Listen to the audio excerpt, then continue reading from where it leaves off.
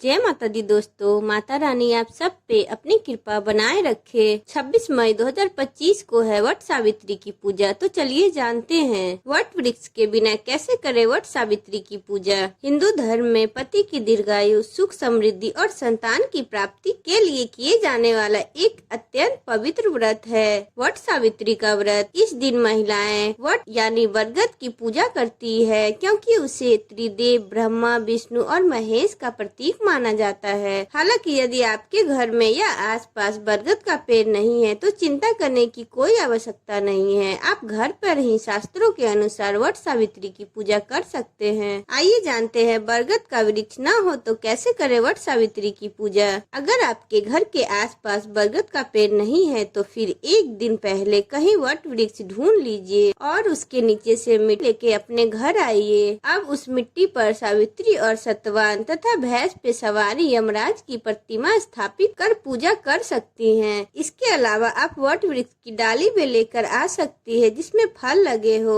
अब इस डाली को किसी गमले में लगा दीजिए और व्रत वाले दिन वट वृक्ष मानकर विधि विधान के साथ इनका पूजा कर लीजिए। अगर आपको जहाँ पर आप रहती हैं वहाँ पर कहीं बरगद का पेड़ नहीं मिल रहा है तो आप तुलसी के पौधे के पास बैठकर भी विधि विधान के साथ वट सावित्री की पूजा कर सकती हैं। आप जानते हैं वट सावित्री पूजा की कुछ सामग्री। वट सावित्री व्रत करने वाली महिलाओं के पूजा के लिए वट वृक्ष, रक्षा सूत्र, बांस से बना हुआ पंखा, रोली, चंदन, सुपारी, अक्षत, कुमकुम, फूल, फल, सिंदूर, पानी का कलश, दीपक, बरगद का फल, इत्र, 1.25 मीटर लाल या पीले रंग का कपड़ा, इत्र, मिठाई, काला चना, देवी सावित्री सतवान की मूर्ति या तस्वीर, ये सारी चीजें आपके पास होनी चाहिए। आप जानते हैं वट सावित्री की पूजा विधि। सूर्योदय से पहले उठकर सबसे पहले आप स्नान कर ले। उसके बाद मन में वट सावित्री व्रत की पूजा का संकल्प ले। उसके बाद घर में बड़े बुजुर्गों का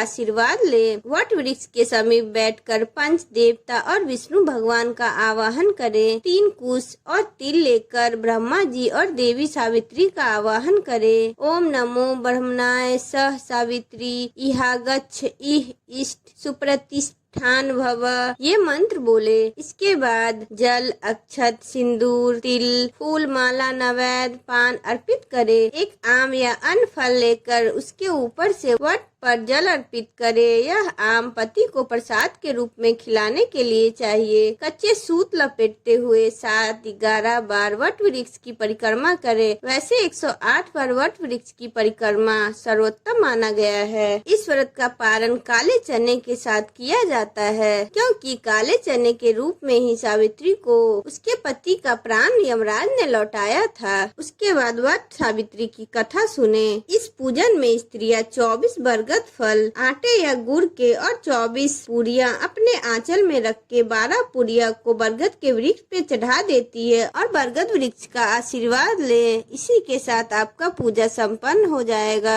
उसके बाद घर आके पति की पूजा करें। अगर आपको मेरा वीडियो अच्छा लगे तो चैनल को लाइक एंड सब्सक्राइब करें और बेल आइकन को प्रेस करें।